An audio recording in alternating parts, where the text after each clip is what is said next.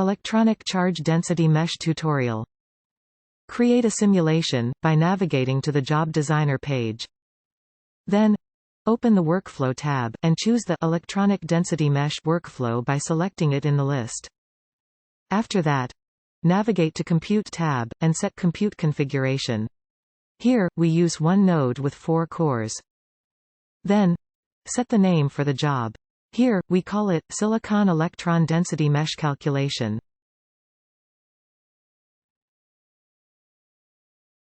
Next, save the job.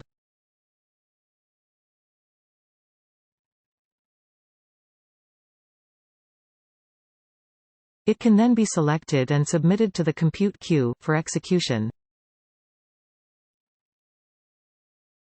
The status of the calculation will change from pre-submitted to submitted, and then to active.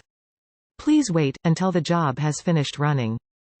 When the job is finished, open it, to inspect the final charge density output file, in the Files tab.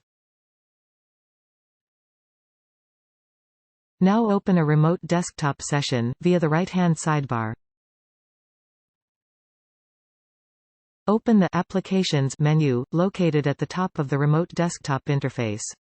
Here, navigate to the Vesta Analysis and Visualization Software option, and open it. Click on File and then Open. Then, navigate to the Simulation Working Directory on the relevant cluster, where the simulation files are located. Once in the correct folder, double-click to open the density.xsf output file, containing the electronic charge density data. Then, open the Properties dialog in Vesta, after the charge density data has been loaded. Under the Isosurfaces tab, the user is free to modify the size of the constant density isosurfaces, in order to make them more apparent in the main Vesta visualization.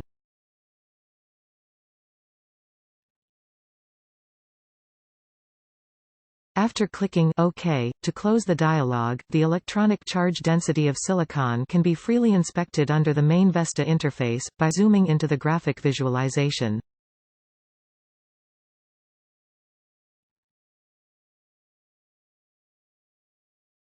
Alternatively, one can also rotate the image as appropriate, by holding the left mouse button.